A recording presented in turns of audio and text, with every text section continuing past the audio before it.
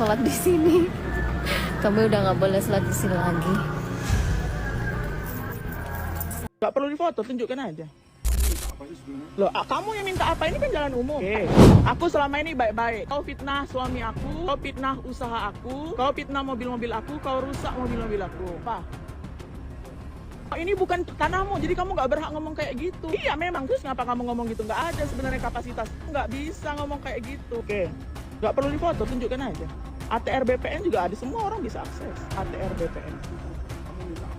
Kamu yang minta apa? Ini kan jalan umum. Mau kupanggilkan orang yang lebih berwenang di sini. Mau kupanggilkan? Oke, sebentar Mim. Terus ini Bunyai dan juga Kiai yang memblokade jalan. Ini blokade apa dong ini? Ini kalau nggak tak kasih nanti nabrak gitu loh. Pindah ya? Oh, pindah semua dong. Kabut semua dong. Itu kan membahayakan. Lagi aku nanti malah emosi kamu pulang. Lanjutin pekerjaan kamu sana lah. Jangan cari emosi lagi. Aku pengen jaluk ilmu nih. Macam-macam kamu. Lepas paving. Alasan kamu. Pak, lepas dulu pavingnya. Ini paving aku. Kasih dulu itu. Iya, taruh aja dulu ke sana langsung. Aku. Lepasin semua pavingnya ya. Kasian. Oh. Aku mindah paving apa di target 100 juta? Pindah, urusanku dulu dong. Nanti urusan Dulu, paving nanti habis orangnya kan target. nggak ada di sini kan. Target apa nih? Loh, Ayo, nggak ini maksud buktinya. saya. Ini ada nih soalnya. Maksud saya bayar dulu targetan itu apa paving dulu? Urusannya sama Mim. Loh, satu-satu urusannya paving dulu dong. Paving dulu. Iya. Paving dulu ya. Iya. Tenang, Mbak, tenang, paving dulu ya. Nggak mungkin, Mbak. Kasih waktu saya. Ngapain dikasih waktu, kamu ya gak ngasih waktu? Waktu untuk aku tenang. Aku buat tau nggak tenang juga. Iya. Ustadz Habib sama siapa sampean? Hah? Ayo. Ini tadi kan udah tenang saya. Saya nggak mau ikut terpancing. Cuman kita clearkan, jelaskan malam ini. Kalau memang ini punya sampean, kirim. Mana sertifikatnya? Saya ambil. Nggak. Saya ambil. Halo? Saya ambil. Enggak, Mas. Kalau saya nggak mungkin terpancing, cuma ini loh. Saya mempertegas biar enak. Gitu loh. Nah, enggak, kalau saya sabar nggak mungkin terpancing. Cuman ulangnya yang nggak jenah. Kalau memang ini loh. HP-mu jelek, gak ada flash. Dosa tak lakoni. Tapi lek mateni konak aku wani aku. Coba sekarang. Mentua. Ayo. Yuhu. Alhamdulillah.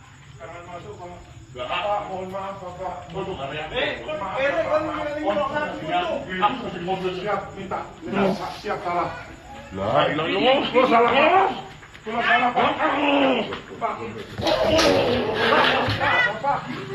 Bapak.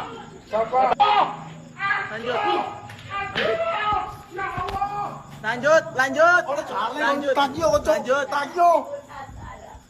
Gak apa-apa. Kapan aku narik, ada videonya? Mana buktinya? Mau polisi mau terserah. Mampus. Pus. Mampus. Ya Allah, sing kan tamu ini bukan dengan tamu yang ngaku. Oh. Ya, ilikon. Ya apa ini? Kok Apa? Nih, saking problematiknya kau. Banyak kan orang kayak giniin kau. Tangian aku untuk duit. Ngomong sekerasnya, jangan nyentuh. Ngomong sekarang. Aku nyentuh nggak? Enggak. Aku nyentuh nggak? Jangan nyentuh. Makanya kalau aku nyentuh nggak? Jadi kamu nggak? Enggak tahu nanti. Oh, makanya lah kagak. Kamu aku juga. Kamu nyentuh kan tahu. Alhamdulillah sudah dibongkar permasalahan tanah. Kita clearkan satu-satu ya permasalahannya di depan. Bongkar habis. Bongkar, jangan ada yang susah. Kupu-kupu rokok surya, mental cupu kok banyak gaya. Jaga dulu dong. Begini Ayla Ras Senia Sleep Sigra dan Expander.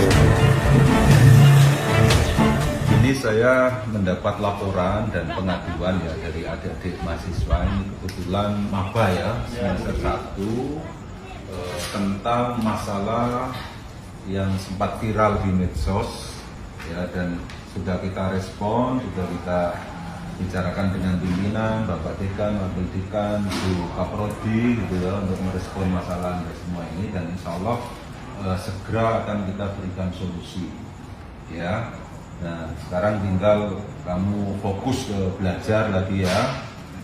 Semoga masalah yang sempat viral itu tidak terjadi lagi. Amin ya. Itu ya. Oke, terima kasih. Saya sebagai perwakilan mahasiswa yang terlibat dalam masalah ini mengucapkan terima kasih kepada pihak kampus yang telah menindaklanjuti dan memproses masalah ini. Sekian dari saya, terima kasih. Kenapa Mim? Kok aja orang nggak mampu kok ngadepin aku sendiri? Kenapa? Enggak, kenapa? Sini. Aku masuk rumah kau, sini. Oh, sini, di depan. Teman-teman, jangan pergi dulu teman-teman. Saya rekam ini. Ada apa kalian disuruh ke sini? Ayo, ini mahasiswa UIN semua, sini kalian. Oi, jangan pergi, oi. Kenapa? Ini dosen kalian yang kulit tuh di saya. Ayo. Ini mahasiswanya. Berhenti mas, berhenti. Berhenti mas, ayo mas, ini mas. Ayo mbak, ayo berhenti. Ini ya mahasiswanya. Ayo mas dan mbak, saya minta satu orang. Ayo, satu orang siapa yang berani ngomong sama saya ya? Ayo mas, siapa mas? Tunjuk. Jangan gitu, ayo. Ayo mas, saya udah sabar nih mas, ngadepin dosen sampean. Siapa? Sampean atau siapa? Ayo, enggak, tolong jangan kabur ya, jangan kabur. Ayo kesini. Saya sendirian, kalian beramai-ramai, oke? Saya pertegas, saya datang ke sini bukan atas nama pribadi, saya tidak dibayar. Saya atas nama Lembaga Bantuan Hukum GP Ansor Kota Malang. Yang akhir-akhir ini lembaga kami, organisasi kami dihujat ke sana kemari karena dianggap kami melawan kiai. Nggak jadi soal. Kami dipanggil oleh Ketua PC untuk dimintain klarifikasi. Kami dipanggil oleh Ketua PW untuk meminta klarifikasi. Kami datang. Kami tunjukkan bukti-buktinya. Alhamdulillah. Ketua PC, Ketua PW setelah melihat bukti-bukti yang kami bawa, mensupport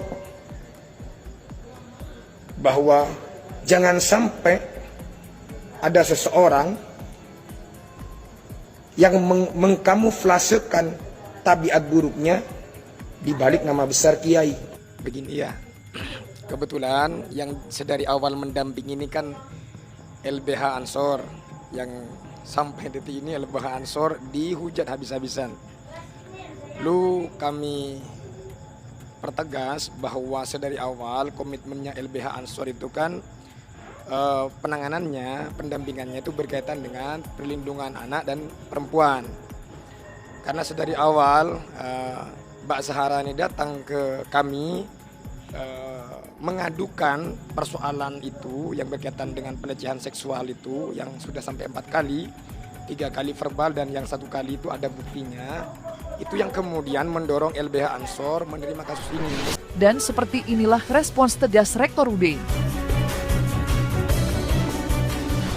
Ini di luar konteks, tetapi intinya bahwa universitas yaitu juga bagian dari masyarakat dan tentu kita akan mengikuti, dan jika memang ada anggota kita, entah itu dosen atau mahasiswa yang memang betul-betul ada proses pelanggaran, ya tentu kita lakukan langkah-langkah yang memang harus dilakukan sesuai dengan koridor etik yang ada. Kita sudah ada monitoring, cuman informasinya masih belum clear ya. 2 orang ini adalah sebenarnya permasalahan pribadi dan sudah dibawa ke ranah hukum, sehingga yang paling bagus saya kira semuanya diam dan mengikuti proses hukum. Dari situ akan sangat kelihatan nanti siapa-siapa yang benar atau siapa-siapa yang mungkin kurang betul, tapi intinya ini adalah permasalahan sebenarnya pribadi antar keluarga, sehingga paling bagus memang diselesaikan oleh masyarakat tersebut. Dan beberapa kali kita juga sudah dilakukan mediasi.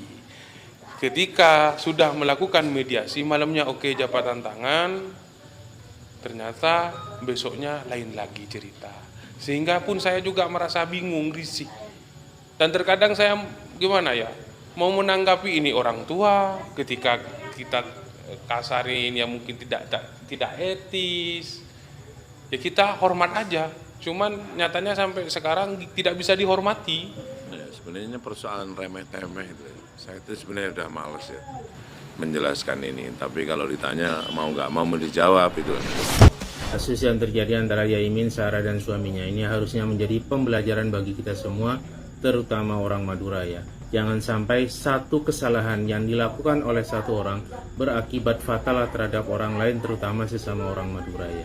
Kasihan mereka tidak terlibat apa-apa, kemudian kena imbasnya hanya karena kesalahan satu orang. Saya juga merasa sedih ketika ada yang mengatakan apakah tragedi Sampit harus terulang kembali. Yuk sesama orang Madura harus perbaiki sikap dan mental kalian dimanapun kalian berada. Kalau masalah ini tidak ada kaitannya dengan suku Madura. Ini pure murni masalah saya sama istri yang pribadi. Itu meskipun di ormas sendiri, saya memang mengakui, saya memang ketua ormas di Malang, di kecamatan. Cuman dari awal kasus ini sampai sekarang saya tidak pernah menyatakan saya ini ketua, saya akan melawan dari ormas saya, tidak. Jadi karena saya menyadari masalah ini masalah pribadi, kecuali masalah ormas sendiri saya juga wajib pasang badan. Ini karena masalah internal kita sendiri, yowis kita selesaikan gimana caranya. Kalau dendam, kalau curiga, dan semuanya positif. Itu harapan kita semuanya. Saya. Dan sudah jadi dengan saugaling, rombong kayak gini, saat ini jadi harus berpikir kayak begini, saugaling. Terima kasih. Surabaya milik kita semua, dan Surabaya kita jaga semua. Malang, Surabaya jadi satu. Harimania bersatu untuk Indonesia. Menurutku Sahara ini tukang provokator dan manipulatif, terbukti dari dia memprovokatori banyak orang untuk menggeruduk rumahnya Yaimin, dan banyak sekali ucapan-ucapan dia yang berbohong, ya kan? Ini buktinya salah satunya. Kita tidak menendang dia, menyentuh dia aja enggak.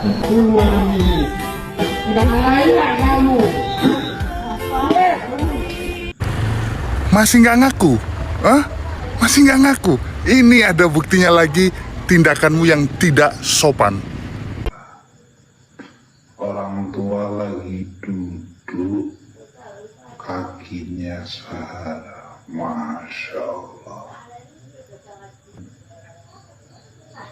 Bayangin, ada orang tua lagi duduk, kakinya diangkat-angkat begini. Di mana otaknya? Udahlah, Sahara ini paket lengkap. Bogel udah, nggak punya otak udah, nggak punya nurani dan sopan santun udah. Semua diborong. Setelah kita nonton di Denny Sumargo, itu kita bisa mengerti dan menjadi jelas. Dan yang aneh lagi, Yaimin itu adalah orang yang memiliki tanah dan rumah di situ, bahkan tanahnya itu diwakafkan untuk kepentingan warga. Lucunya, yang diusir itu adalah Yaimin, sedangkan Sahara itu ngontrak di sana, dipertahankan di sana. Silakan nanti komentar, yang salah yang mana, yang benar yang mana. Ditunggu nggih, agar kita objektif. Tidak hanya menyalahkan orang saja dengan narasi awal yang semacam itu. Mediasi lagi Pak Wali. Jadi biarkan kami perang. Pak Wali harus melihat sebagai penonton saja. Mohon izin Pak Yai, kenapa Anda tolak mediasi bersama dengan Bu Sahara? Beliau sudah mau duduk bareng tentang persoalan ini. Gimana sih Pak Yai ini? Astagfirullahaladzim. Maafkan saya Pak Yai, saya lupa bahwa ada ayat Al-Quran kita yang mengatakan seperti ini.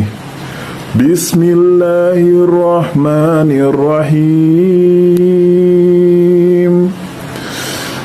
Walaman intasara ba'da zulmihi faulaika ma alaihim min sabil. إنما السبيل على الذين يظلمون الناس يظلمون الناس ويبغون في الأرض بغير الحق أولئك لهم عذاب أليم. Tetapi orang-orang yang membela diri setelah dizalimi tidak ada alasan untuk menyalahkan mereka. Sesungguhnya kesalahan hanya ada pada orang-orang yang berbuat zalim kepada manusia dan melampaui batas di bumi tanpa mengindahkan kebenaran. Mereka itu mendapat siksaan yang sangat pedih. Mana? Sertifikatnya keluarin. Sertifikatnya keluarin. Memang kamu siapa? Izin sedikit video ya. Ayo ngaku siapa yang greget banget ngikutin kasus ini ya. Kasus yang lagi viral di Malang ya, Yaimin versus rental mobil Sahara gitu ya.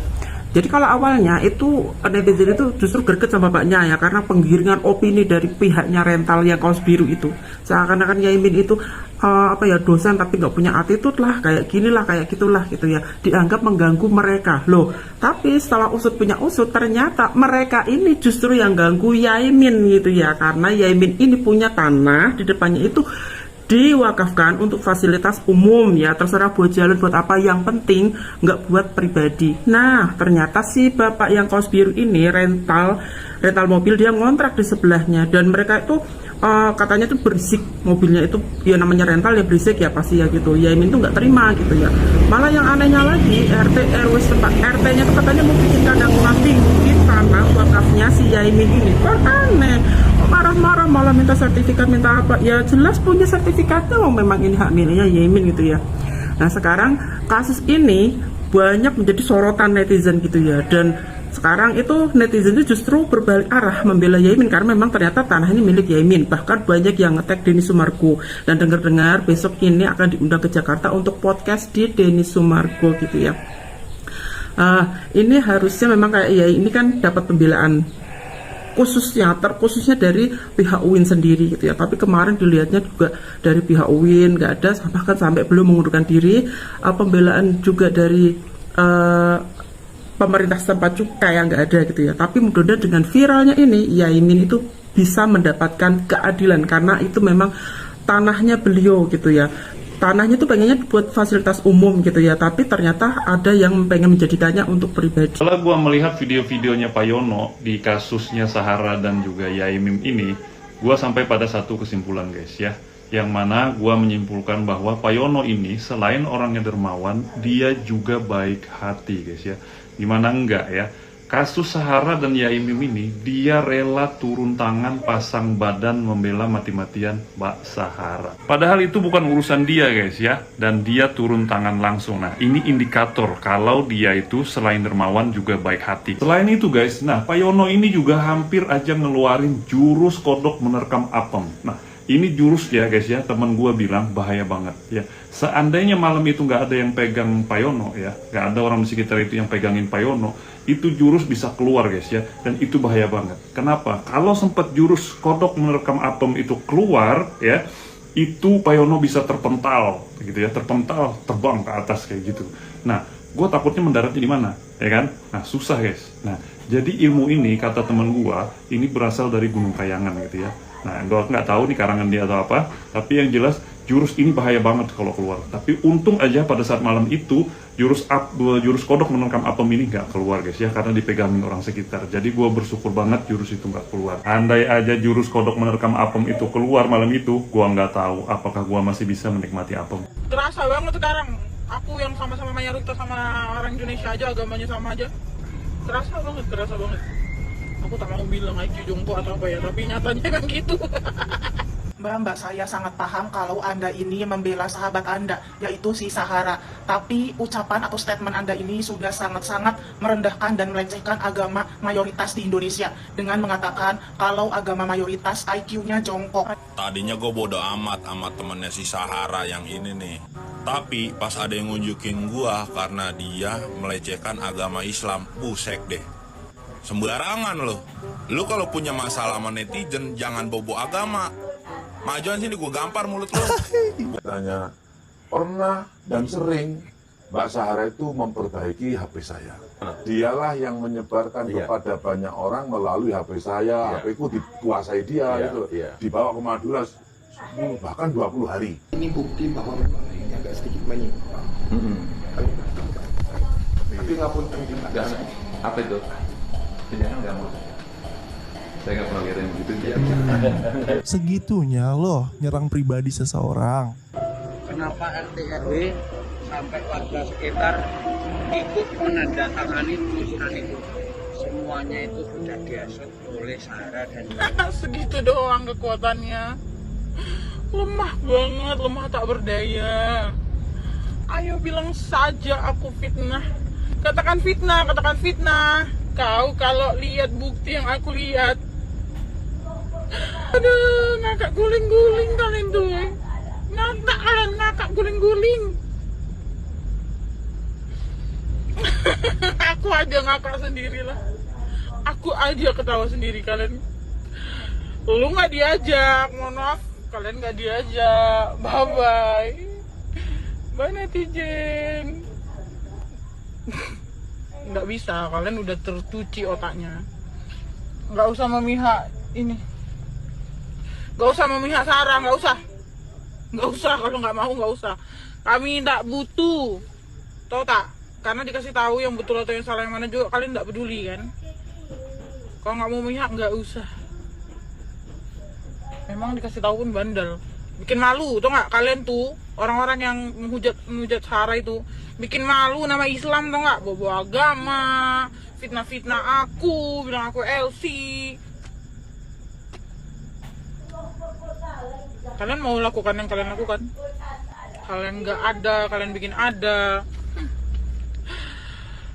Netizen sama penggiring opini itu sama tau nggak?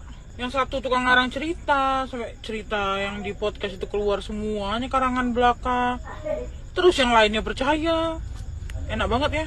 Jadi seseorang yang kedudukannya tinggi, terus dia ngomong apa, dia ngomong sampah aja orang percaya. Enak banget ya. Pantesan lah orang-orang yang agamanya minoritas tuh nggak nyaman ya di Indonesia. Kerasa banget sekarang. Aku yang sama-sama mayoritas sama orang Indonesia aja, agamanya sama aja. Kerasa banget. Aku tak mau bilang IQ jongkok atau apa ya, tapi nyatanya emang gitu. Makin tinggi kedudukan agamanya, makin percaya dia sama hoax yang dikeluarkan itu. Mentang-mentang yang ngomong itu gak tahu tau. Yang ngomong tuh hantu belau. Pokoknya siapa yang tidak memihak hantu belau itu dimusuhi. Walaupun dia bukan LC, dia di LC kan, pokoknya harus jadi LC lah. Enak aja. Gak usah aku sama Sarah jadi LC deh, mama kalian jadi LC aja deh. Mama kalian LC, kakak kalian LC, nenek moyang kalian LC. Mau? Dibilang kayak gitu kalau nggak LC. Kalian bilang aku sama Sahara LC. Kalau kami beneran LC nggak apa-apa, kalian bilang kami LC. Masalahnya kami nggak LC. Lagi pula kenapa memang kalau sama-sama kawan-kawan LC itu? Kawan-kawan LC itu dia bukannya menjahati kalian, dia tuh cari duit. Emang apa salah mereka ke kalian sampai kalian LC? Kecuali dia ngambil laki kalian. Itu pun laki kalian pasti yang menuju ke LC, bukan LC itu yang ngejar-ngejar laki kalian. Atau LC itu ada tempatnya dia. Ada tempatnya dia itu LC itu, bukan sembarang nangkring di mana jadi LC itu. LC itu lebih mulia daripada mulut kalian, tau gak sih kalian? Bawa agama, bilang ini itu. Sosok bawa gak usah bawa agama. Intinya LC itu lebih mulia daripada kalian, tau gak? Kalau kalian tuh orang gak LC, kalian LC kan, nah itu kalian tuh lebih haram daripada LC, tau gak sih? Mulut kalian tuh haram bejadah, tau gak sih? Enak-enak aja bilang orang LC. Nah sekarang gini aja deh, persatuan LC se-Indonesia. Kalau iya kami LC sayang, bantu dong ini teman-teman LC kita. Begini juga. Bilang gini, Agil marah. Dia bilang, kamu mau cari perkara dengan saya? Tak butuh kamu. Dialah yang menyebarkan kepada banyak orang. Oh, videonya beredar? Beredar, seluruh Indonesia. Emang ada apa di handphone tuh ada? Saya dengan dia. Emang tujuannya apa buat video? Ya buat semangat aja. Kalau kangen lihat video. Ngomongin saya, istri saya loh, masuk main dengan para kiai, main dalam arti zina dengan kiai. Siapa melecehkan istri saya? dia harus menyerahkan lehernya kepada saya. Mengatakan perempuan lo pemain bola. Terus dia teriak di telinga itu, wah! Sampai sekarang itu telinganya sakit. Ketawa-ketawa. Setelah itu panggil saya, Kakek Sugiono. Rumahku mau kau bakar, ambil. Lek perlu tak berikan rumah saya. Saya dituduh cap. Sahara, tolong ya, seandainya dia datang ke salonku, tak tolak, tak kandani, rasudi. Soalnya apa? Lamben itu tukang mutar balik fakta. Engkau rambutnya tak lurus, tak halus, tak kepir-kepirnya, tak omong ngomong jadinya jelebut. Kan itu merusak nama baikku. Tapi kalau istrinya Yai Imin nang salonku gratis, nih tak kandani, hati-hati dengan mulut-mulut berbisa seperti si Sahara ya. Sahara belanja nggak ya pagi ini? Kalau aku mau belanja nanti kalau ketemu siapa yang mau tak wakil nih nuwapuk lambene. Ayo ibu-ibu komeno. Nih kasus Pak Yaimin sama si Suhara ya. Itu Suhara itu jadi sehari-harinya itu kan iniannya apa? Bawaannya iri, dengki, sirik sama Pak Zaimin ya. Dia itu tukang fitnah ya. Coba kalian ini tukang fitnah itu si Asuhara. Videonya yang siapa itu si Yono itu yang ibaratnya apa itu namanya yang pakai ini kan apaan itu ya, itu si Yono ya, itu si Yono itu diintimidasi sama si yang namanya si Asuhara. Mungkin diomonginnya begini, lu dibilang itu tuh disangka sama si itu, dibilangnya sama Pak Zai katanya lu itu demen sama bininya, pasti begitu ya. Terus si Yono itu kan duduk, gue gak doyan ya sama binimu yang begini-begini. Nah itu salah satu fitnah ya yang diomongin, yang diinin sama si Asuhara ya. Terus sama yang temennya Ibu Ros, yang temen yang di mana itu yang kuliah, itu juga diinter sama dia sama si Asuhara. Nah, itu kan si Ibu Ros itu kan mainnya sama Pak Wali, mainnya sama ini, Pak Wali itu, jadi dia selingkuhnya sama dia. Nah, terus ya kan temennya itu sampai ada yang menjauh, ada yang emang bener lu ini aku selingkuh sama ini sama Pak Wali. Nah itu ya kalau dari aku baca pikirannya si Suhara itu Suhara ya.